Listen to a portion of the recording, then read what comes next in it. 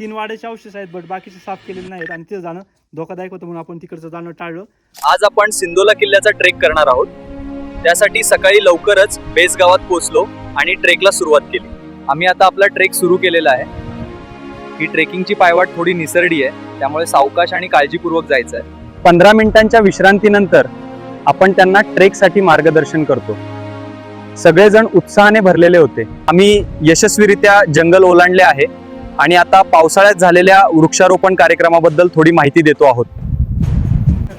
आणि शेवटी सर्व खबरदारी आणि सुरक्षिततेसह आम्ही किल्ल्याच्या मुख्य दरवाजावर पोहोचलो. आपण दरवाजात आहोत. तिथे तुम्हाला काय काय दिसतंय? दरवाजाची माहिती घेत वर आलो आणि मग गडाचा वाडा, तेथील पाण्याच्या टाक्या यांची माहिती देत भूगोल इतिहासासाठी किती महत्वाचा हे पटवून दिले.